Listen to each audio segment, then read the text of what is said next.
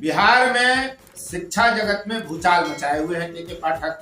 कई तरह की चर्चाएं हैं, लगातार वे प्रयास कर रहे हैं। इंफ्रास्ट्रक्चर से लेकर मानव संसाधन तक, बच्चों को विद्यालय पहुंचाने तक का उनका प्रयास लगातार जारी है। राजद भले नाराजगी जाहिर करे उनके कार्यशैली को लेकर, जदयू नीतीश कुमार के कारण उनके साथ खड़ी है। के पाठक के साथ जो उनके निर्णय हैं, कुछ हद तक काफी शिक्षक साथ भी है और बड़े तबका ऐसा है शिक्षकों का जो उनके खिलाफ है। जब आप काम करेंगे तो यह सब होते रहता है। मूल सवाल यह है कि क्या बिहार की शिक्षा व्यवस्था सुधर सकती है। आप देख रहे हैं फोर्थ व्यूज और मैं उपेंद्र कश्यप। आखिर कैसे सुधरेगी बिहार की शिक्षा व्यवस्था। बिहार में जो जाति सर्वे का रिपोर्ट अभी ताजा जारी किया गया, उसके अनुसार अगर आप देखें तो 22.67% मात्र ऐसी आबादी है जिसने कक्षा 1 से 5 तक की पढ़ाई की है।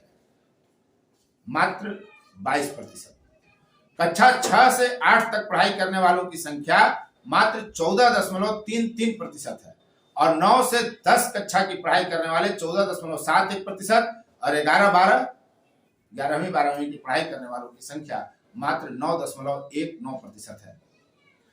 बिहार की शिक्षा व्यवस्था बेहतर हो, इसलिए 1,22,000 शिक्षक की अभी बहाली हुई, आगे भी बहाली होनी है। लगातार बिहार सरकार दावा कर रही है कि हम शिक्षा में सुधार कर रहे हैं, चाहे वो नीतीश कुमार हो या तेजस्वी यादव हो। ये और बात है कि दोनों में होड़ मची हुई है कि बहाली का श्रेय कौन सबसे ज्यादा ले सके।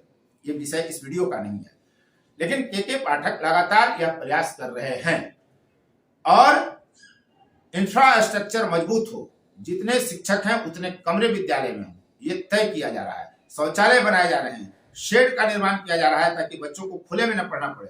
इसके बावजूद बिहार में सैकड़ों ऐसे विद्यालय हैं जहां पहुंचने के रास्ते नहीं है।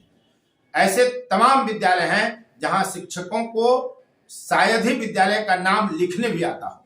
ऐसे भी शिक्षक काफी संख्या में हैं और अब तो शिक्षकों के बोलने पर भी रोक लग गई है। अब तो एज ए रिपोर्टर जब हम कहीं जाते हैं तो शिक्षक बात करने से भी परहेज करते हैं, वो बयान नहीं देते। ये एक अलग पक्ष है। इसके चलते शिक्षकों में काफी नाराजगी है के पाठक को लेकर।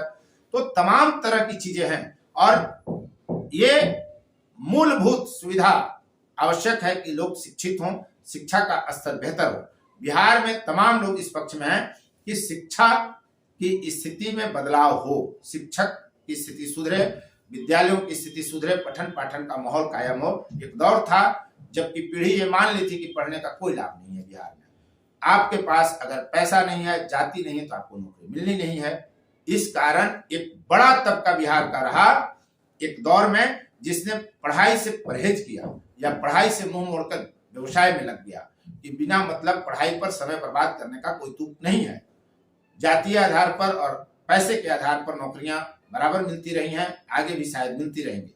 लेकिन एक माहौल बनाया जा रहा है कि बिहार के विद्यालय सुधर रहे हैं, उसमें बुनियादी बदलाव आ रहे हैं। लेकिन शिक्षा में सुधार कैसे होगा, बिहार की शिक्षा व्यवस्था कैसे बदलेगी, कैसे सुधरेगी। हम एक बात इस वीडियो में बताना चाहेंगे कि कोचिंग का जो कैक्टस खड़ा किया गया इस बिहार में, एक दौर था जब कोचिंग की कोई परिकल्पना नहीं थी, लेकिन 90 से 2000 के दशक में बिहार में कुकुरमुत्ते की तरह जो खुले कोचिंग संस्थान, वो एक बड़ा फैक्टर है। और जब तक विद्यालयों के समय कोचिंग के संचालन पर प्रतिबंध नहीं लगेगा, शायद विद्यालयों में बच्चों की उपस्थिति बड़ी मुश्किल होगी। दोहरा नामांकन एक अलग बड़ी समस्या खड़ी कर दी है। बिहार के बच्चे बाहर पढ़ने के लिए मजबूर हैं, इसलिए यहाँ के विद्यालयों में नामांकन करवाते हैं और बाहर रह करके तैयारी कराते हैं। यहाँ का कोचिंग पर प्रतिबंध लगाए थे के पाठक, लेकिन वो कोर्ट जाते हैं और फिर उनको अपने अनुसार, अपने समय के अनुसार कोचिंग चलाने की छूट मिल जाती है न्यायालय से। तो ये बड़ी समस्या है। लेकिन इसके अलावा भी बिहार में शिक्षा में बदलाव के क्या उपाय हो सकते हैं, ये आपको बता रहे हैं जन सुराज के सूत्रधार प्रशांत किशोर, और सुनिए कि वो क्या कह रहे हैं। जो शिक्षा की व्यवस्था है वो इतनी खराब है, उसको सुधारा कैसे जाएगा। पहले आप ये समझिए कि बिहार की शिक्षा व्यवस्था खराब है क्यों। बिहार की शिक्षा व्यवस्था इसलिए नहीं खराब है कि यहाँ शिक्षक पढ़ा नहीं रहे हैं। ये लोगों का ऐसा लगता है, लोगों को, कि यहाँ शिक्षकों की गुणवत्ता अच्छी नहीं है इसलिए पढ़ाई नहीं हो रही है। कुछ लोग ये बताते हैं कि भैया स्कूल में यहाँ खाली खिचड़ी बट रहा है, पढ़ाई नहीं हो रहा है। इसमें भी सच्चाई नहीं है। अगर खिचड़ी बंटने से पढ़ाई नहीं होता तो बिहार के कॉलेज में तो खिचड़ी नहीं बंट रहा है, वहां पढ़ाई क्यों नहीं हो रहा है? अगर शिक्षकों की गुणवत्ता की वजह से पढ़ाई नहीं हो रही होती तो दरभंगा के सीएम साइंस कॉलेज में तो नियोजित शिक्षक नहीं पढ़ाता है, वहां क्यों नहीं पढ़ाई हो रही है? अगर बिहार में शिक्षा व्यवस्था की बदहाली को आपको समझना है तो उसका कारण यह है कि समाज और सत्ता में बैठे लोग, समाज और सरकार दोनों की प्राथमिकता में शिक्षा है ही नहीं। लोग भी अपने बच्चों को विद्यालय में खिचड़ी खाने के लिए ही भेज रहे हैं। आप अपने बच्चे का नामांकन किसी कॉलेज में पढ़ाई के लिए नहीं करते हैं, डिग्री के लिए करते हैं कि बीए का डिग्री मिल जाए, एमए का डिग्री मिल जाए। बिहार की शिक्षा व्यवस्था एक पंक्ति में स्कूलों से खिचड़ी बांटने की व्यवस्था है और कॉलेज से खिचड़ी बांटने की व्यवस्था है। पढ़ाई दोनों में कहीं नहीं हो रहा है। स्वाभाविक तौर पर जब यहाँ बच्चे पढ़ेंगे ही नहीं तो वो डॉक्टर, इंजीनियर, कलेक्टर तो बन नहीं सकते हैं, उनको मजदूर ही बनना पड़ेगा। इसीलिए बिहार में आपको दिखता है कि जो ज्यादातर लोग तो पढ़े लिखे नहीं हैं, स्कूल में कुछ क्लास पढ़ा और जाकर मजदूरी कर रहा है। लेकिन जिनके पास डिग्री है उनके पास भी पढ़ने का कोई, उनके पास भी नौकरी रोजगार नहीं है, क्योंकि उन्होंने शिक्षा नहीं हासिल की, उन्होंने डिग्री हासिल की है। बिहार में समता मूलक शिक्षा नीति बनाने के नाम पर जो व्यवस्था बनाई गई है, इसमें हर गांव में स्कूल के नाम पर भवन बना दिए गए, लेकिन जहां विद्यालय का भवन है वहां पढ़ाने वाला शिक्षक ही नहीं है। जहां शिक्षक पढ़ाने वाला है वहां विद्यालय का भवन नहीं है। जहां दोनों है वहां बच्चे नहीं हैं, और जहां तीनों है वहां पढ़ाई नहीं है।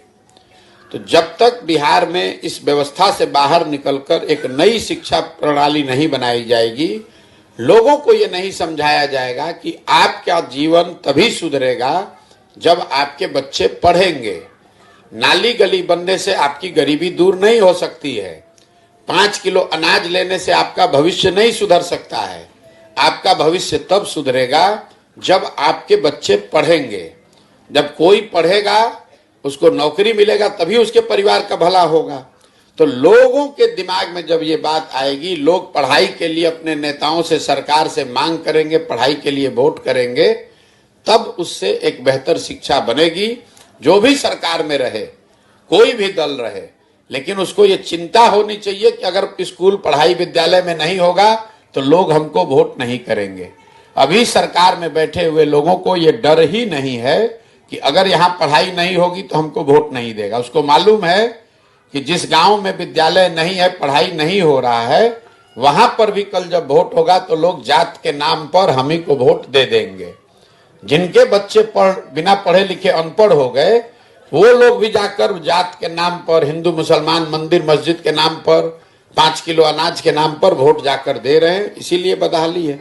उम्मीद करता हूं कि शिक्षा कैसे सुधरेगी बिहार की, इस मुद्दे पर यह वीडियो आपको अच्छा लगा होगा। यदि अब तक आपने चैनल को सब्सक्राइब नहीं किया है तो चैनल को सब्सक्राइब कर लीजिए, शेयर, लाइक, कमेंट जरूर करिए। अब तक वीडियो में बने रहने के लिए आपको बहुत बहुत धन्यवाद। फोर्थ व्यूज, चौथा विचार, बाकी